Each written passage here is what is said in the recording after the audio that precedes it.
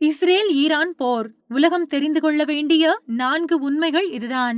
Iran அழியப் போகிறது, Israel சிதறப் போகிறது என்றெல்லாம் செய்திகள் வெளிவந்தவாறு இருக்கின்றது. ஆனால் இந்த போர் குறித்து முழுமையாக புரிந்து கொள்ள வேண்டுமெனில் இந்த 4 விஷயங்களை தெரிந்து கொள்ள வேண்டும். வழக்கமாக போர் நடக்கிறது எனில் அப்பகுதியில் உள்ள பொதுமக்கள் வேறு இடங்களுக்கு இடமாற்றம் செய்யப்படுவார்கள் அல்லது மக்கள் அங்கிருந்து வெளியேறும் வரை காத்திருப்பதுதான் நியதி. ஆனால் ஈரான் மீது முதலில் குண்டு வீசிய இஸ்ரேல் இது எதையும் செய்யவில்லை. இப்போது போர் தீவிரமடைந்திருப்பதால் லட்சக்கணக்கான மக்கள் போருக்கு நடுவே இரு நாடுகளிலும் சிக்கியுள்ளனர். எந்த இடங்களில் தாக்குதல் நடக்கிறது, எப்படி தற்காத்துக் கொள்வது என்பது பற்றி இஸ்ரேலிய அரசு தங்களுக்கு எந்த அறிவுறுத்தல்களையும் வழங்கவில்லை என்று அந்த நாட்டு மக்கள் குற்றம் சாட்டியுள்ளனர்.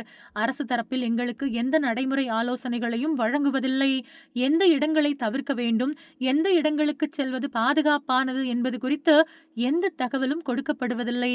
அவர்கள் அதை பற்றி பேசவே இல்லை என்று இஸ்ரேலிய மக்கள் கூறுகின்றனர். ஈரானின் அணுசக்தி நிலையங்கள் நிலத்தடியில் இருக்கின்றன. குறிப்பாக தெஹ்ரானுக்கு தெற்கே நடான்ஸ் மற்றும் போர்டோவில் உள்ள அணுசக்தி நிலையங்கள் மலையை குடைந்து அதற்குள் கட்டப்பட்டிருக்கின்றன.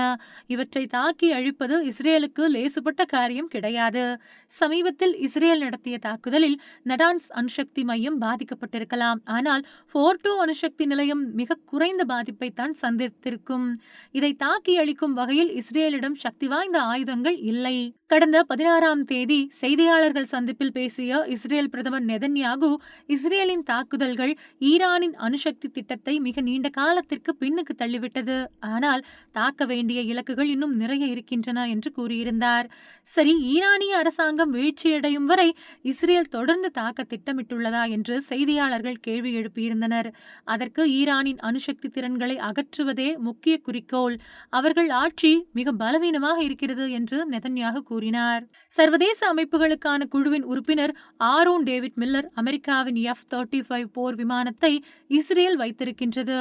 ஆனால் ஈரானுக்கு இது மட்டும் போதாது. B-2 ஸ்டெல்த் குண்டுவீச்சு விமானங்களும் மலையை குடைந்து உள்ளே உள்ள இலக்குகளை தாக்குவதற்காக தயாரிக்கப்பட்ட அமெரிக்காவின் தனிச்சிறப்பான வெடிகுண்டு இஸ்ரேலிடம் இல்லை.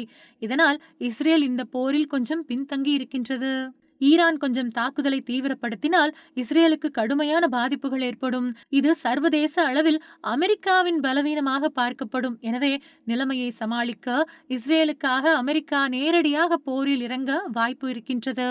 இது நடந்தால் போர் பெரிய அளவில் விரிவடையும் என்று கூறியுள்ளார்.